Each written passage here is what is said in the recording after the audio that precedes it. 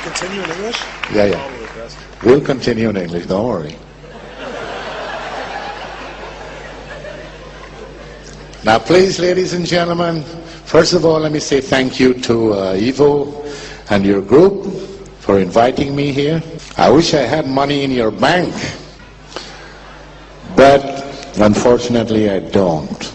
I have another treasure that I carry in my head that I would like to share with you. And what makes me even more happy is that I see a lot of children around here. Now, I have dedicated my life, or whatever is left of it, to the children of the future. Because I have spent 35 years of my life working in an industry, the pharmaceutical industry, and they do nothing but annihilate the population of this world. And why do they do that?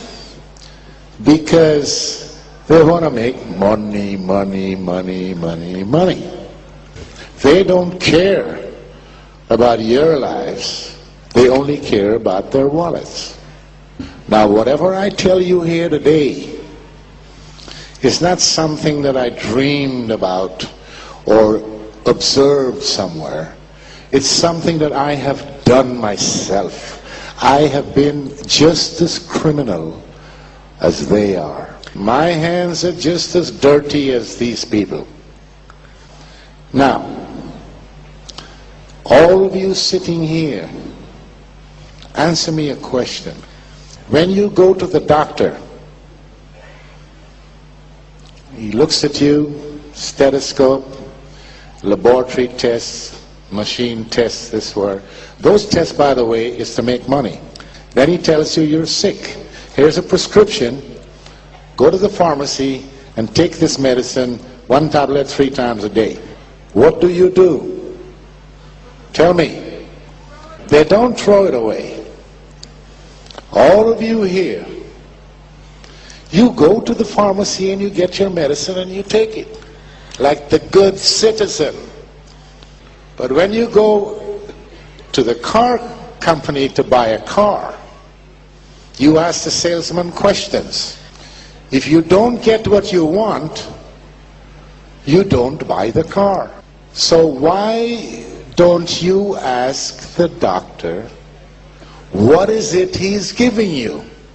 The reason I'm telling you this is because only you have the power to stop these criminals with what they're doing in the pharma industry. Because you are not sick people.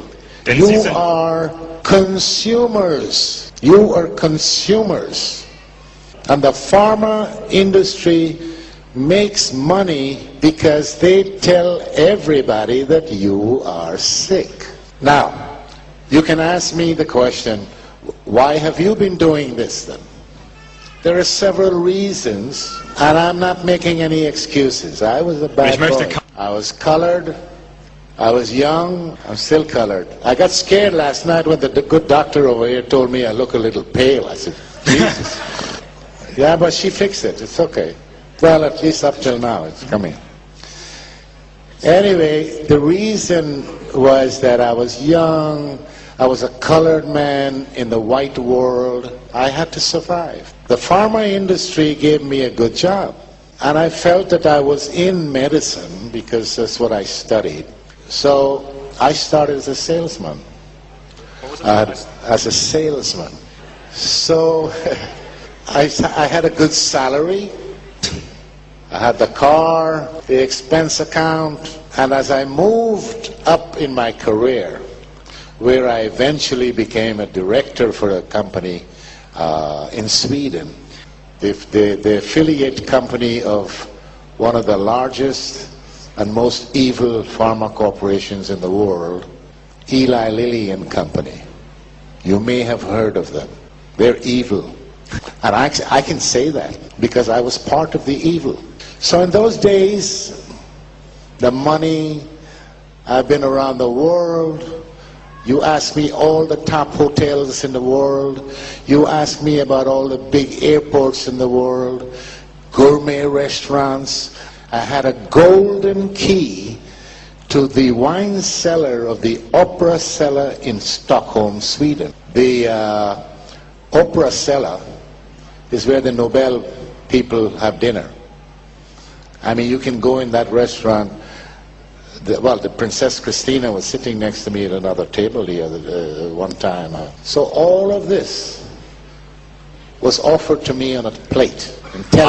So, just like Eva gave Adam the apple, I had an apple too. Anyway, to make a long story short, I had a career. I did a lot of bad things. They fired me. I started my own company, worked for several other pharma companies, big ones, world players. Then I met a German woman 15 years ago. And she said I have to come to live in Germany because she's not going to move to Florida. And I said, okay, so I came to Germany. I retired, officially retired. I played golf, good golfer in Germany. And I relaxed myself. Then I had a heart attack. Then I had a second heart attack. And now I can't get no heart attack anymore. I have a titanium battery right here. So I can drop here today and my heart will still beat. That's just a joke. Anyway, no, it's not a joke. I have a pacemaker, but I mean the whole... Anyway... Somebody, the power, I don't know, some people say God, some people say Jesus, some people say this. I call it the power. The almighty power blessed me and my wife with a child. I was 62 years old. This child is now 4.5. Now, when this child was born, he went to the pediatrician after the 6 months to a year, they make a checkup. The doctor checked the boy and said, yeah, he's healthy, he's fine. Now I need to give him his IMF cocktail, Farmaceuticas. Now I had told my wife, nobody, no doctor, no professor, nobody gives my child any kind of medication unless they discuss it with me and I approve it. Now this doctor, well, apart from being lucky that I wasn't there, she threw my wife and child out of the clinic and said, we only treat vaccinated children. When my wife came home and told me that, I considered how lucky this woman was, because if I were there, believe me, I would have strangled her. How dare she refuse to have my child come to this clinic and she's practicing as a doctor? What happened to the Hippocrates, the oath of Hippocrates? When you become a doctor, you swear the oath. Primum non nocere. The patient comes first. That made me mad. So I researched this lady, and I found that she was sitting in a committee, or on a committee, with a politician and members of the pharma company that made the IMF, the vaccine. And they're propagating to the government in Germany to introduce mandatory vaccination. So I started to do some research on what's going on in Germany in the medical business. I've never worked there. I only lived there. I got my pension from Sweden, by the way. I don't get anything from the German state or anybody. I found out also that general practitioners, just like this woman and other doctors, were prescribing psychotropic drugs to children. Shortly after that, I read in an article that was posted from the European Medical Association that they were going to approve the drug Prozac to give to children. Size Fluctin in Schweiz, in Deutschland. They were already prescribing another one called Ritalin. Now, I started to see red, and all the memories from the first day I joined the company as a salesman, it all started to come back. And I started seeing shadows at night. People dying from taking medication that was legalized because I had bribed the Swedish government to get the Sulasong for Prozac in Sweden. Now, can you imagine that? Sweden is reputedly one of the cleanest, most transparent countries in the world. They have the Nobel Prize of Medicine. And what I didn't think of at the time, the Americans, my friends were talking about them. Sorry, Jim. They love the prestige of the Nobel Prize. That is why it was important for them to get the registration of Prozac in Sweden. That was one of the major things that I did, because the company told me, your career may depend on it.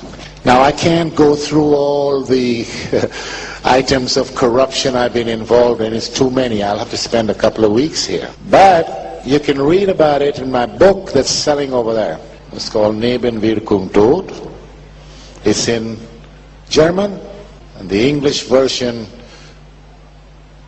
last week is now as an e-book for any of you who might be interested in that.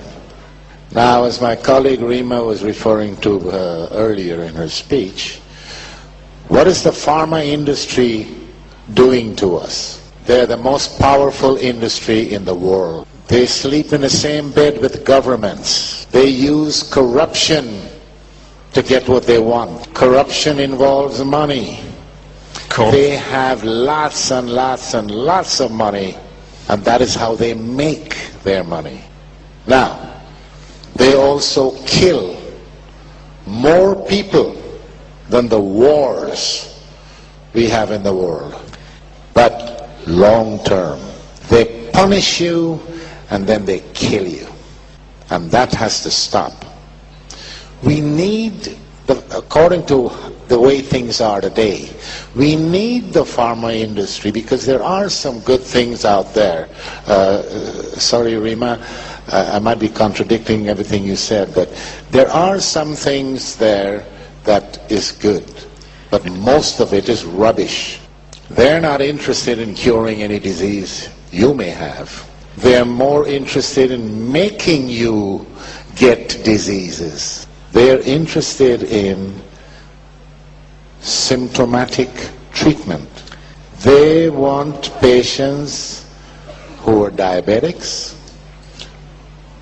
cardiology patients, Parkinson's disease, rheumatoid arthritis, arthrosis, because you live a long time and the drugs that you have to take, you take that for the rest of your life.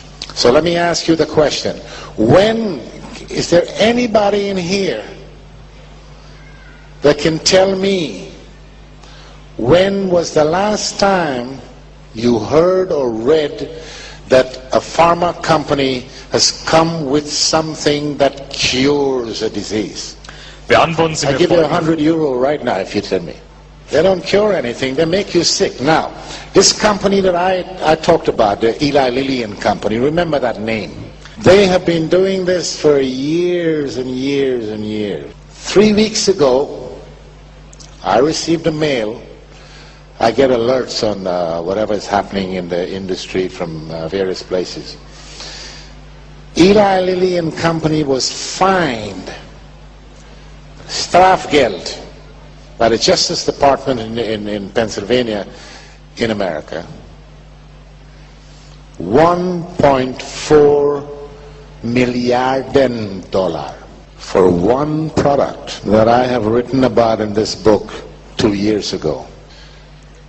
That product was used to treat, it was a neuroleptic, a psychodrug that was approved to be used on schizophrenics. So this company wasn't satisfied with that. They went and sold the drug to old people's home because they say it wouldn't cost so much to be there in this home because you give them this pill and the old people will sleep.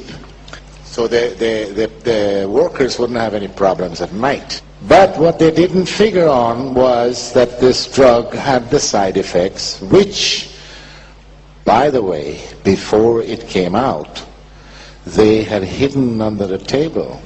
The side effects, a lot of people died of heart failure, kidney problems and whatever. And then there was some speculation going on because the patients that received this drug, it's called Zyprexa, the patients that received this drug also got diabetes. And who is the largest diabetes medication producer in the world? Eli Lilly and Company. So, speculating. So they were taken to court and they were fined. It's the largest strafgeld in the history of the nation. Now there are a couple of other companies that were fined heavily for other drugs in the pharma industry, and these are huge companies. But it never came out. You know why? Because the press works also with the pharma industry just like the government does.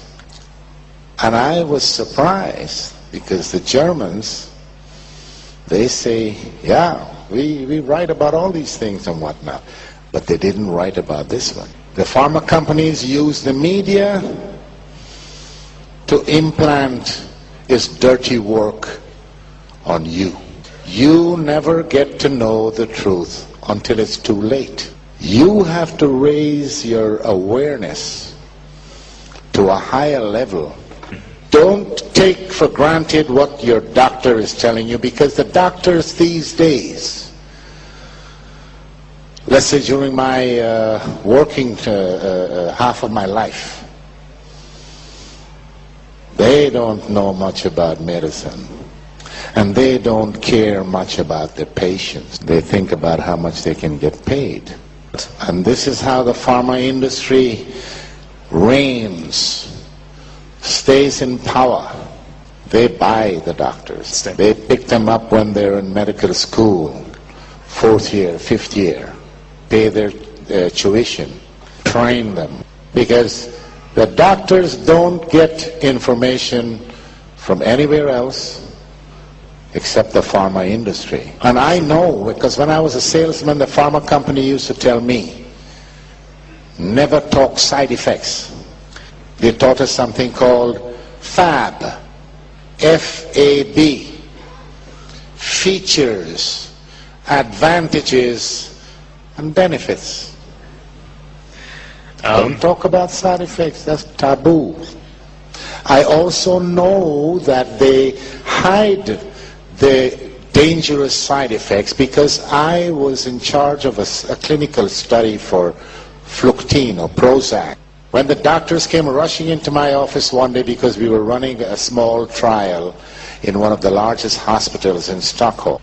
The first week they started the trial, 2 of the patients tried to commit suicide.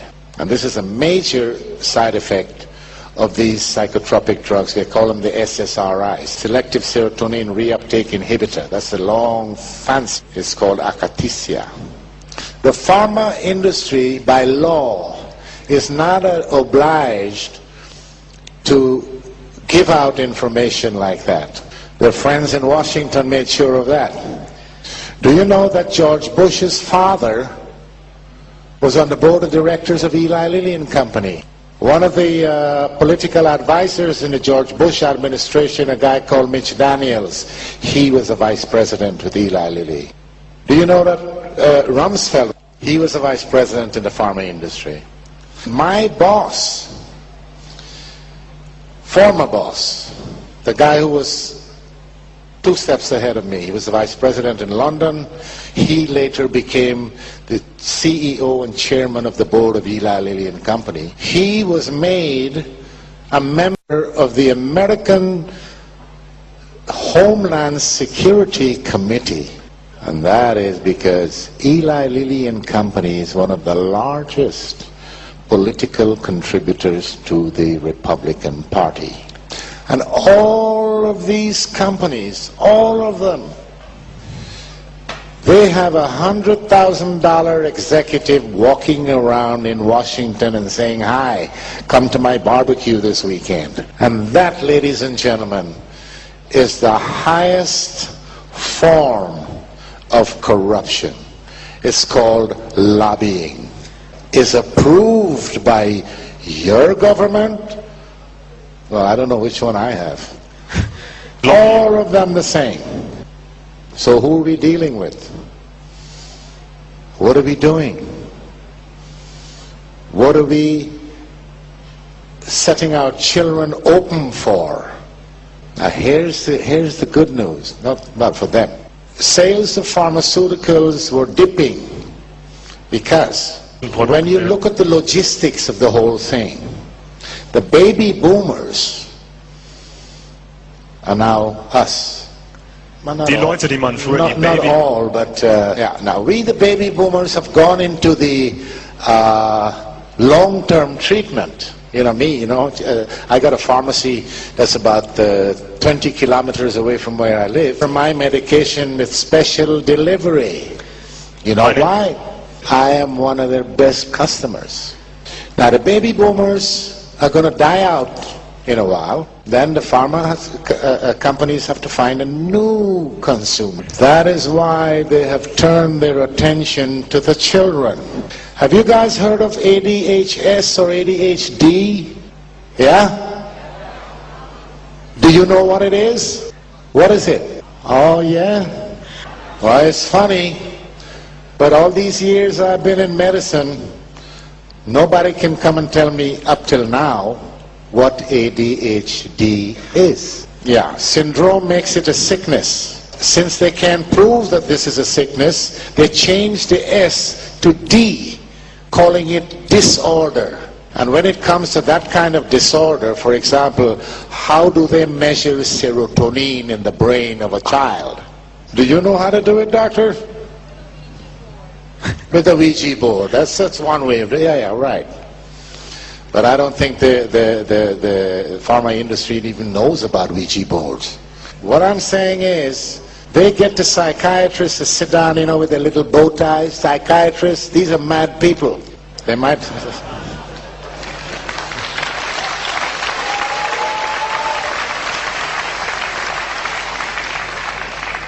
They sit every year, a few of them selected from around the world, and they sit in a room and they make up what they called the Bible for psychiatry, the DSM. If this Bible was so good and so needed and does an exact job, why did they change the rules in this Bible during the last few years so many thousands of times? So they're targeting the children. They're calling these new fancy diseases, they're targeting them with these drugs. Strattera, Prozac, Ritalin, Paxil, Zoloft.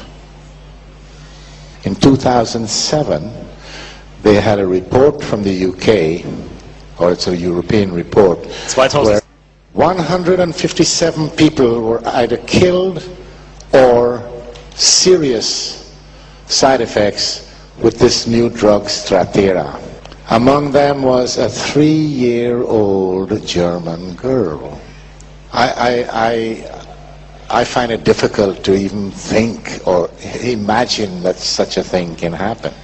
Now, my problem with these people is not revenge like some of the press people have been writing about in Germany, out for revenge. No, I don't care about revenge. What I care about is that stop killing our children. Because when the politicians around the world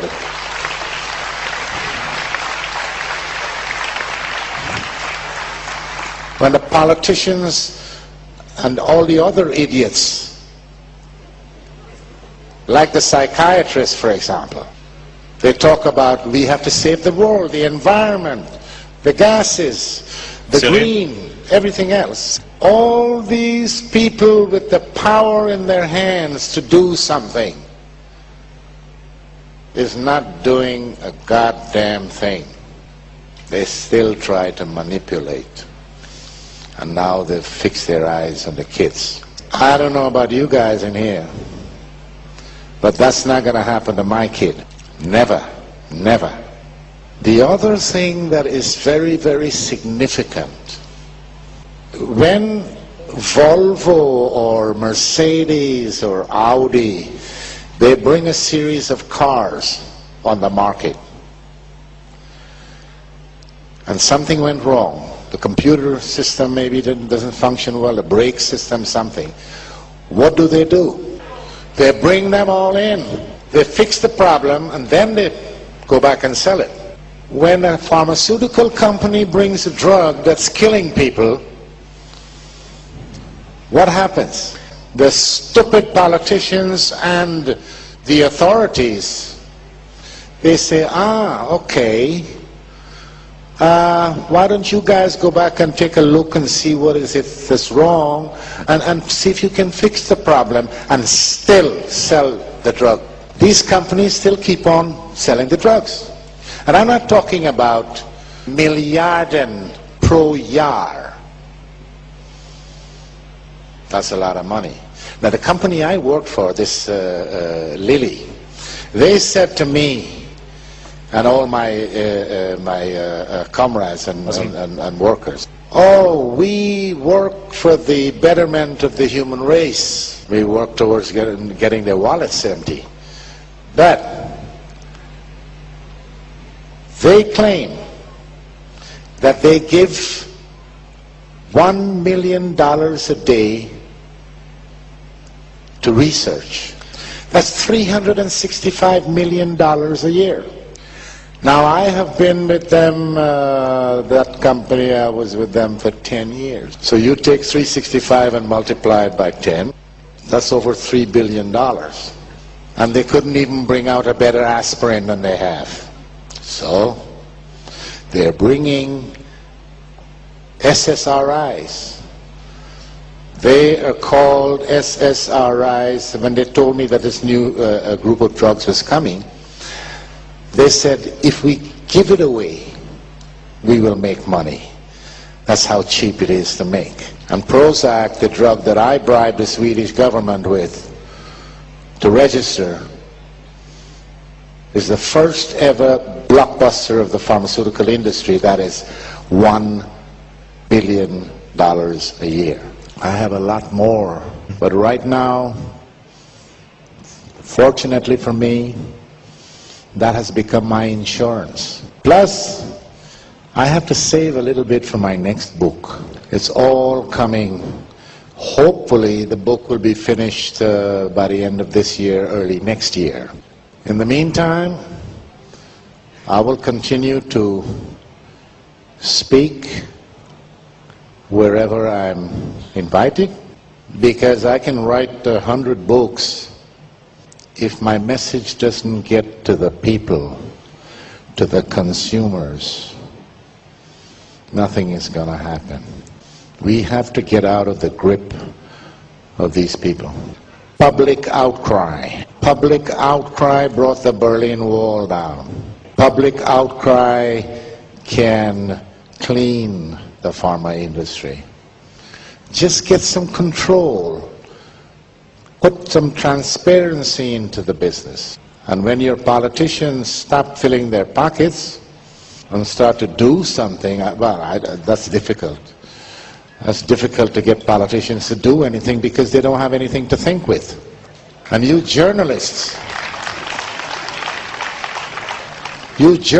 out there, maybe there are some journalists out there, maybe there are good ones out there, but stop thinking of writing your articles that somebody's going to buy, or you're not going to get the Pulitzer Prize anyways. Start to write the truth. The truth is the only weapon. And I know, because people all around, at least all around where I have been during the last year,